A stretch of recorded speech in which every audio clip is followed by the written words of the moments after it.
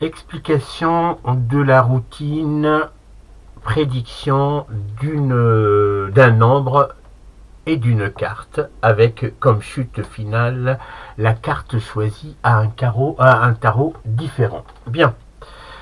Alors donc, juste pour information, cette routine-là est vraiment une variante raccourcie du tour de cartes Akan Blanc version 2 by Mankai. En fait, dans cette routine-là, il y a beaucoup d'effets, il y a 6 ou 7 effets, et certains ont estimé que trop d'effets tue la routine, et donc j'ai dû prendre une petite partie de cette routine-là pour en faire une autre variante de routine, mais l'effet global et la technique est vraiment la même. Je vais reprendre sommairement l'explication parce qu'elle est déjà faite dans la routine Akan Blanc version 2. Alors, donc, il faut pour cette routine-là, alors, je vais pas prendre la version où j'utilise le présentoir à prédiction. Et donc, je rappellerai les autres petites méthodes avec lesquelles on peut aussi réaliser la routine. Alors, donc, il nous faut un jeu de 52 cartes. Il nous faut un présentoir que j'expliquerai encore une fois après, et il nous faut un distributeur de cartes qui sera au niveau de la ceinture. Ça, c'est un gimmick qui doit être ignoré du public. Bien. Alors donc, je vais commencer tout d'abord par les cartes. Alors, les cartes. Les cartes, elles sont normalement prédisposées dans un ordre particulier. C'est-à-dire que chaque carte occupe une position bien déterminée. Alors, normalement, cette disposition-là, elle est notée surtout au niveau du présentoir à prédiction, ou dans une autre méthode sur un tableau, où personnellement moi je l'utilise la méthode de mnémotechnique par le mentalisme pour retrouver mon raisonnement. Mais on va être le plus simple possible. Je vais d'abord expliquer le raisonnement avec cette pancarte-là. Comme ça, il sera accessible à tout le monde. Et tout élève magicien pourrait le reproduire. Eh bien, donc je reviens sur les cartes. Alors les cartes, j'ai dit qu'elles sont disposées, mais vraiment dans un ordre bien défini, et avec surtout une carte clé. Cette carte clé, c'est soit une carte courte, soit moi j'utilise ici les cartes à coin coupé. Vous pouvez utiliser n'importe quel marquage de carte clé. L'essentiel, c'est que vous gardez toujours le repère pour retrouver la disposition des cartes comme vous l'avez préparé. Eh bien, alors donc moi, pour être plus simple, j'ai fait un classement en chapelet, comme ça, c'est pas indispensable, mais bon, ça me permet de remettre toujours les cartes à la bonne place sans problème, d'autant plus que ce chapelet-là, je l'utilise pour d'autres tours. Donc, dans cette disposition-là, je sais que la carte numéro 1, c'est l'As de pique, la carte numéro 2, c'est le 4 de cœur, le 7, la 3, 4, 5, et ainsi de suite, jusqu'à la 52e carte, qui est le valet de carreau, comme on a dit, c'est la carte clé. Bien, alors pour être plus simple, cette préparation de cartes, je vais juste, pour vous expliquer, comment je connais le nombre de cartes. Alors, c'est très simple. Vous savez que toutes les cartes sont numérotées de 1 jusqu'à 52. Il suffit juste de décaler une carte comme ça. Si un spectateur prend un paquet de cartes, comme ceci, parce que les cartes, vous vous rappelez, sont décalées. J'ai pris la 52e pour la mettre au-dessus. Ce qui fait que celle-là, c'est la 52e carte, en numérotation, hein, je veux dire, et celle-là, c'est la carte, la première carte. Deuxième, troisième, quatrième, jusqu'à 51. Alors, si un spectateur coupe ici, donc il prend ce paquet-là, il suffit juste de faire la carte à l'œil, de décaler un petit peu comme ça, et je regarde juste cette carte-là pour savoir le nombre de cartes. Hein, pour savoir le nombre de cartes, mais avec le tableau, c'est pas nécessaire. Avec cette prédiction-là, c'est pas nécessaire. Mais en tout cas, c'est juste pour expliquer que il me suffit de regarder juste la carte ici pour savoir le nombre de cartes. Allez, je vais le faire avec la mémoire. Donc, si j'ai le roi de cœur, je sais que le nombre de cartes est 18. Alors, on va les compter. Hein. Donc, 1, 2, 3, 4, 5, 6, 7, 8, 9, 10, 11, 12, 13, 14, 15, 16, 17 et 18. Donc, vous comprenez bien, c'est par le décalage des cartes. Par exemple, tiens, je vais refaire un autre ici. Si je fais ça, le spectateur prend ces cartes-là. Je regarde ici, hein, je sais exactement combien de cartes il y a ici, à savoir là, l'as de trèfle. Je sais que l'as de trèfle, soit je regarde un tableau, soit je fais un raisonnement mental et je sais que l'as de trèfle est à la 27e position. On peut les compter. 1, 2, 3, 4, 5, 6, 7, 8, 9, 10, 11, 12, 13, 14, 15, 16, 17, 18, 19, 20, 21, 22, 23, 24, 25, 26 et 27. Et donc, alors donc ça c'est la petite astuce que le secret total. Et d'autant plus que cette partie-là, c'est la partie la plus secrète du tour. C'est-à-dire que même les magiciens, quand on fait un bon faux mélange, ils savent pas à l'avance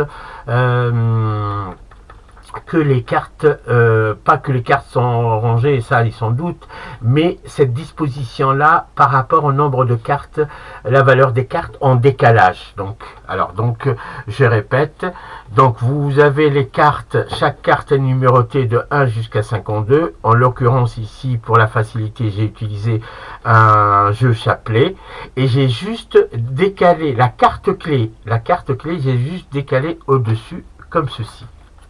Voilà, ça c'était pour la préparation des cartes.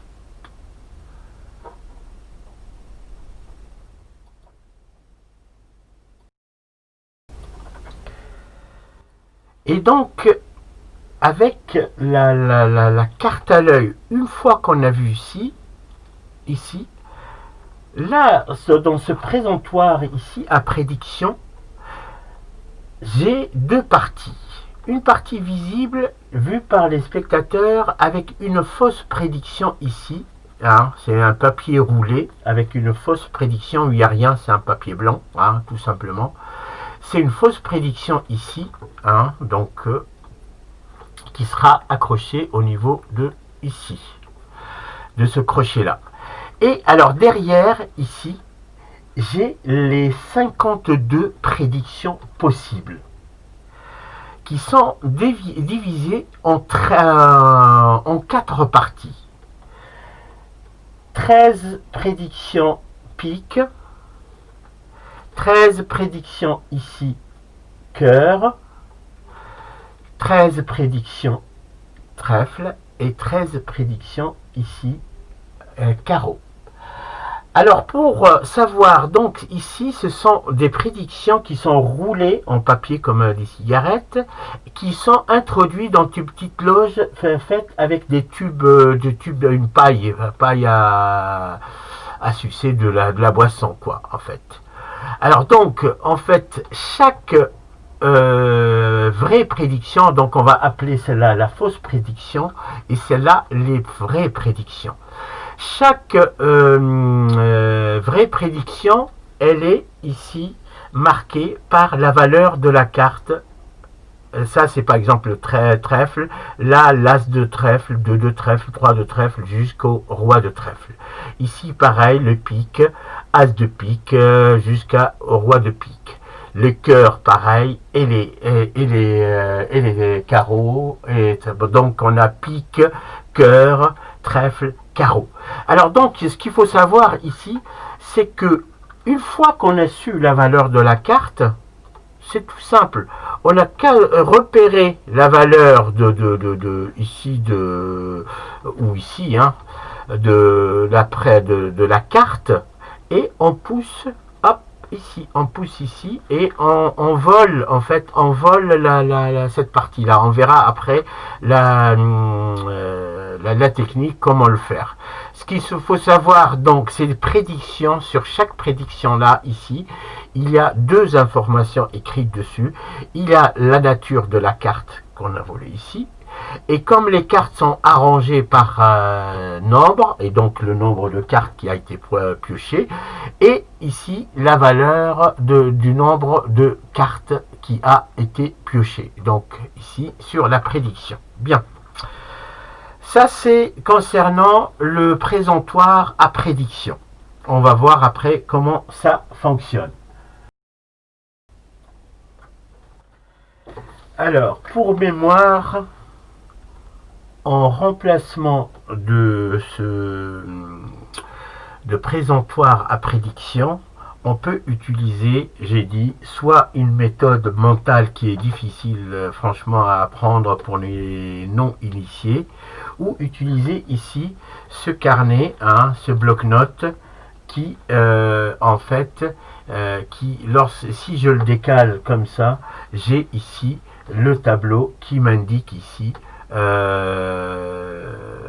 tout simplement le numéro. Hein, ça c'est en fait un bloc-notes sur lequel on va écrire la prédiction. En fait, au lieu d'avoir une prédiction qui est déjà écrite et imprimée, on peut faire la prédiction à la main. Mais pour savoir le nombre de cartes piochées, on n'a qu'à aller ici sur le tableau ici. Sur ce tableau, il y a la valeur des cartes, la famille des cartes, ici donc les valeurs ici sur les colonnes, les familles. Alors je retourne comme ça pour qu'on puisse peut-être les voir. Je ne sais pas si on arrive à les voir comme il faut, mais sachez que ici, donc on a l'As 2, 3, 4, 5, 6, 7, 8, 9, 10, valet, dame, roi. Ici, la valeur des cartes, c'est au niveau des colonnes ici. Après, on a ici sur les lignes les 4 familles, à savoir les piques en P, le cœur en C, le trèfle en T, et ici, le carreau avec le K. Bien.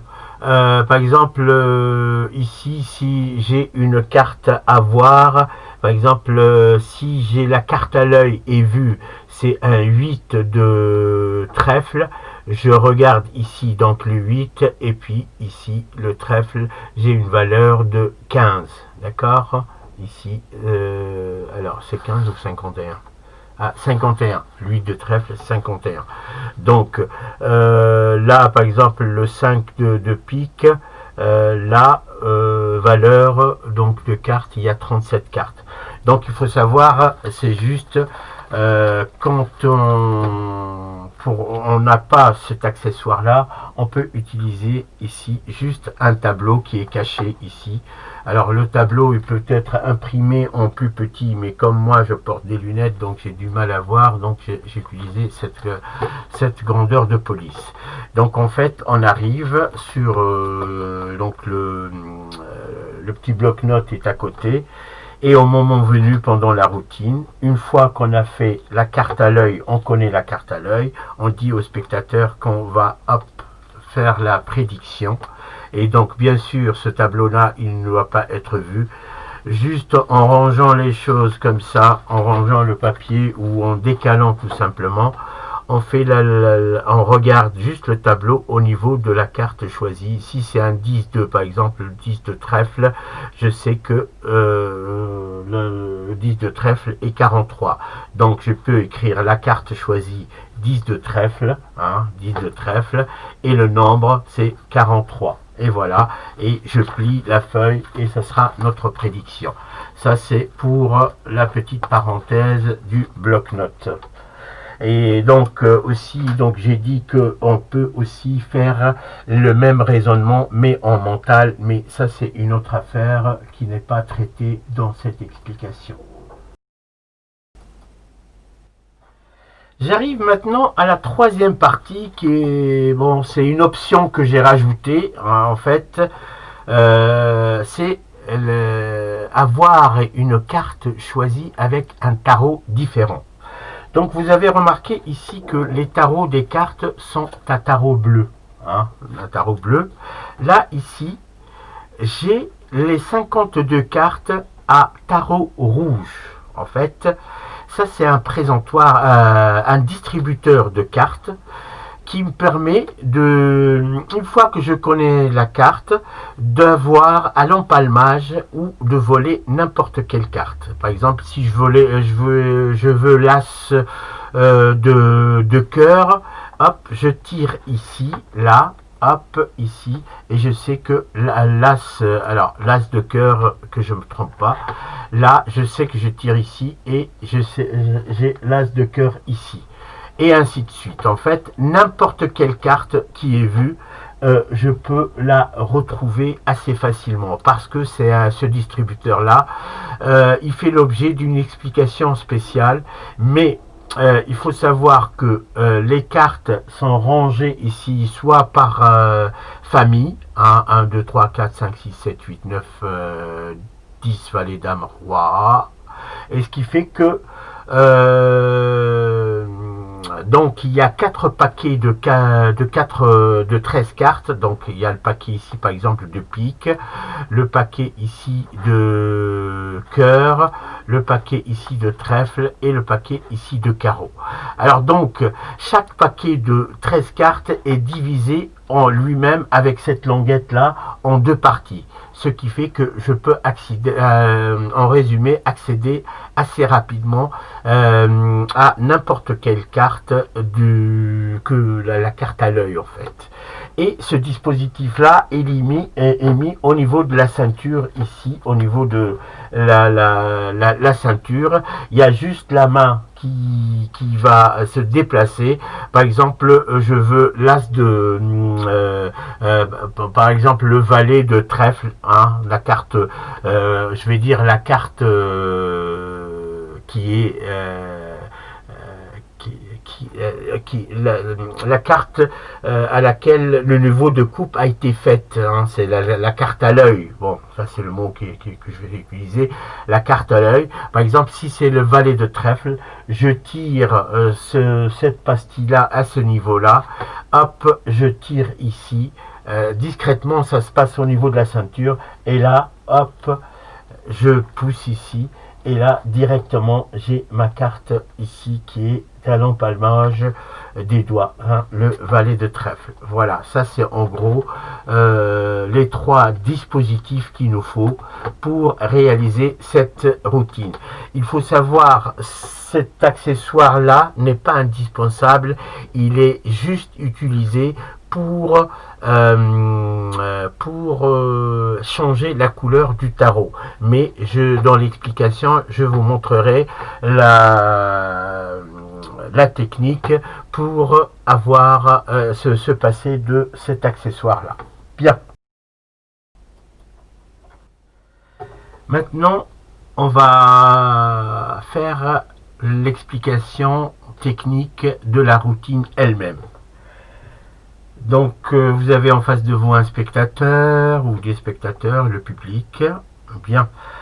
Juste une petite remarque, entre les deux techniques, entre la prédiction avec le présentoir et le bloc-notes, si vous avez des spectateurs qui vous entourent vraiment, utilisez plutôt le bloc-notes ou placer la prédiction dans un endroit où les spectateurs ne puissent pas voir la face arrière. D'accord? Donc ça, parce que c'est tout simplement la face arrière et normalement elle ne devrait pas être vue par les spectateurs. Bien.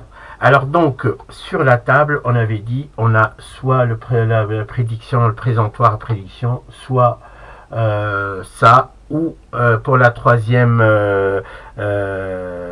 méthode, si vous faites pour le calcul mental, ayez juste un petit papier avec un stylo tout simplement, ou des sticks comme ça, des sticks et un stylo, cela suffit. Donc moi je préfère cette partie là parce que elle est beaucoup moins suspicieuse. Bien, alors donc le magicien. Alors, je commence les explications. Donc, sur la table, exprès, vous mettez la prédiction ici. Comme ça, elle est vue dès le départ. C'est très, très important pour pour qu'on puisse pas remonter vraiment la routine. Puisque cette prédiction-là, elle est là depuis le début. Ça, c'est vraiment indéniable, c'est indiscutable comme alibi, on va dire, pour ne pas trouver l'explication. Bien. Donc, notre jeu de cartes ici préparé. Je sors le jeu de cartes. Je montre le paquet qui est bien vide. En fait, tu vérifies qu'il ne manque pas d'autres cartes. On s'en débarrasse. Et là, on fait des faux mélanges pendant le boniment. Le boniment, alors d'abord le faux mélange. En fait, je fais des coupes toutes simples pour garder l'ordre des cartes, sauf la carte clé qui se décale. Et de temps en temps, je fais des coups comme ça assez rapides, tout en regardant et en parlant avec les spectateurs. J'apporte pas l'attention là-dessus.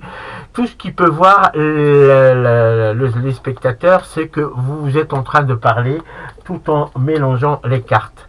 Alors donc, soit on fait des coupes simples, soit on fait comme ça, des gestes rapides, tout c'est comme si on piochait les cartes, mais en fait, ce geste-là, il fait rien en fait, c'est un geste juste pour le fun, mais pour les spectateurs, c'est comme si on mélangeait les cartes. Bien. Alors là, en mélangeant ça, vous dites au spectateur qu'il va faire deux choix, un choix d'un nombre et un choix d'une carte. Après, regardez ce qui se passe. Pendant que une fois que vous avez expliqué là, vous arrêtez, vous vérifiez que la carte clé, parce que là, la carte clé, on la devine ici, hein, vous voyez là, soit c'est une carte courte, ou là, c'est une carte à coin coupé.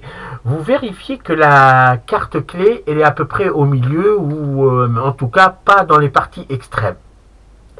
Alors, une fois que vous avez fini sous prétexte, écoutez-moi, de lui montrer ce qu'il va faire, en fait, vous allez remettre le jeu de cartes à sa place. Je vous explique.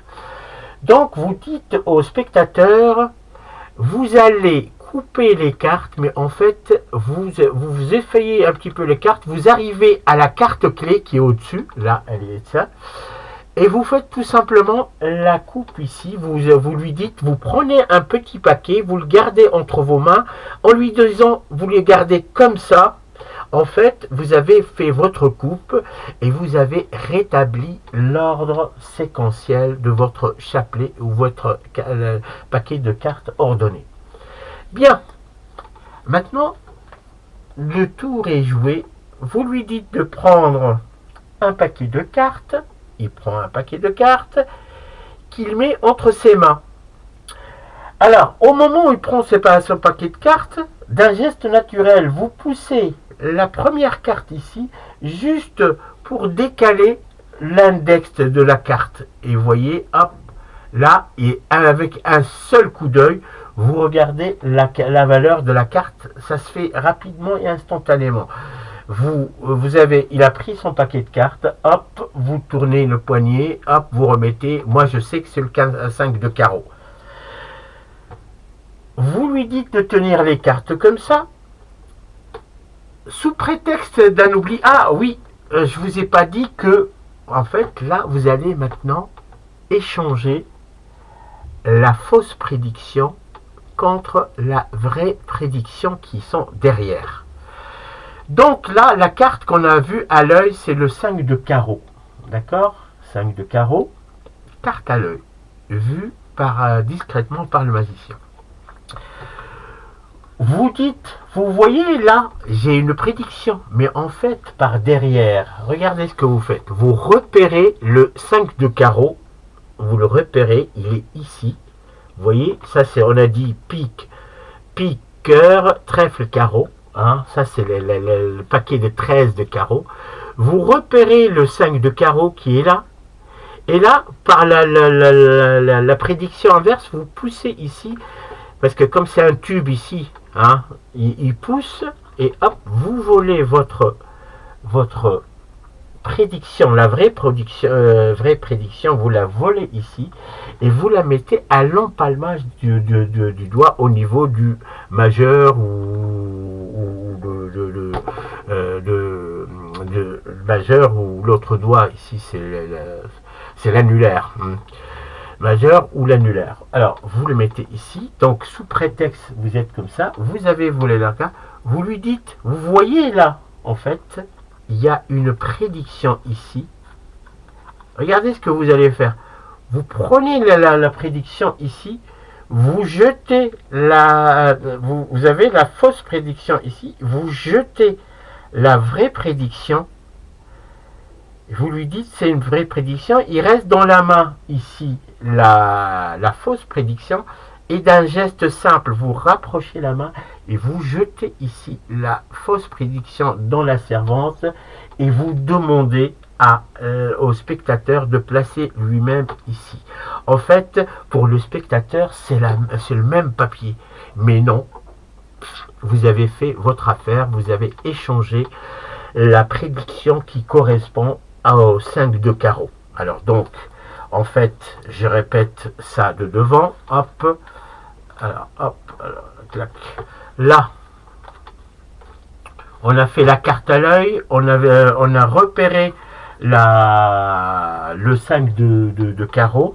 Regardez, donc je le fais face avant, hop, ma main, dans le monument, vole ici, vole la vraie prédiction du 5 de carreau avec sa valeur de nombre de cartes. Je dis au spectateur, ici, j'ai une prédiction. Vous voyez la prédiction ici? Et là, mettez-la vous-même. Et là, je me débarrasse ici de la fausse prédiction. Mettez-la vous-même ici. Et là, donc, là, mon affaire est faite. Alors, ça, c'est concernant le présentoir à prédiction. Pareil, si vous utilisez le bloc-notes, vous prenez votre marqueur, vous dites, ah, j'ai oublié, avant de commencer, vous précisez bien avant de commencer. J'ai ici un bloc-notes, vous l'ouvrez bien en face pour qu'il voit qu'il n'y a rien. Et là, en l'inclinant, vous allez jeter un coup d'œil sur le tableau ici, vous repérez le 5 de carreau et vous savez que le 5 de carreau a le numéro 24. Et vous écrivez ici 5 de carreau sans montrer, puisque c'est une prédiction, sans montrer 5 de carreau et 24. Vous voyez? Et là, vous pliez le papier et vous le mettez sur la table. Ça, c'est la deuxième option. Que juste comme remarque, comme je ferme la parenthèse. Bien, alors donc, une fois que le spectateur a les cartes en main, vous avez déposé votre vraie prédiction, vous lui demandez de compter les cartes. Alors, pendant que le spectateur compte ses cartes, vous allez vous retourner au niveau de la ceinture, là, vous allez voler la carte ici. D'accord? Donc, le 5 de carreau, il se trouve ici. Donc, lui, il est en train de compter les cartes. Donc, personne ne s'occupe de vous. Votre main va au niveau de la ceinture. Et donc, ça, il est accroché au niveau de la ceinture. Et vous allez voler la carte. Alors, donc, là, imaginez cette partie-là au niveau de la ceinture. Alors, 5 de carreau, dans ma tête, je sais où elle est. Par contre, il faut savoir où sont les cartes. Et donc, je tire la pastille qui correspond au paquet de 13 cartes des 5 de carreau.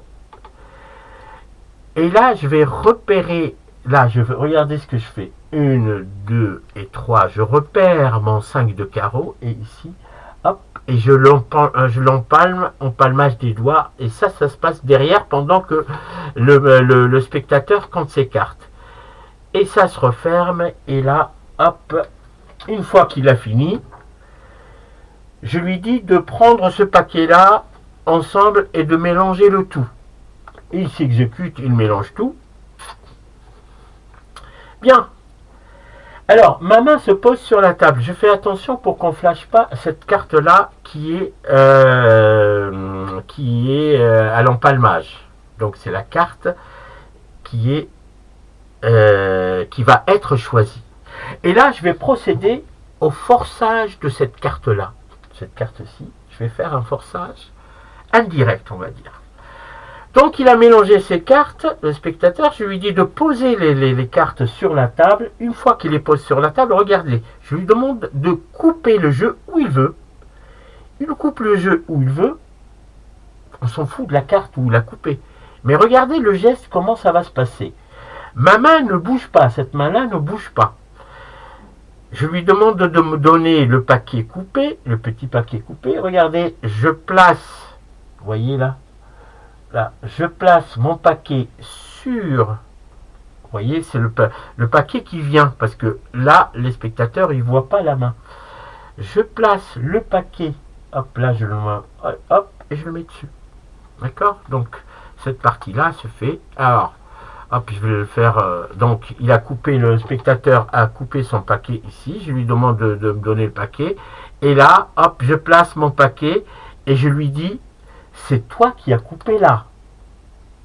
En fait, c'est un geste continu pour, il va me dire oui. C'est lui qui a coupé là. Et là, je retourne ma carte sans montrer son tarot et je dépose ici sur la table. Ça, je m'en débarrasse et là, le tour est fait. Donc, si j'ai la prédiction, elle est là. Je lui dis, alors, tu te rappelles de ton nombre secret, le nombre de cartes que tu as? Il dit oui. Et là, tu viens de choisir librement une carte. Il me dit oui. Je lui demande de prendre lui-même la petite prédiction ici et de la dérouler. Je lui demande de me dire son nombre de cartes. Il me dit 24. Et après, je lui demande de lire la prédiction. Je savais que le nombre secret est 24. La carte choisie est le 5 de carreau. Et là, mais vraiment, là, c'est le Saint Graal.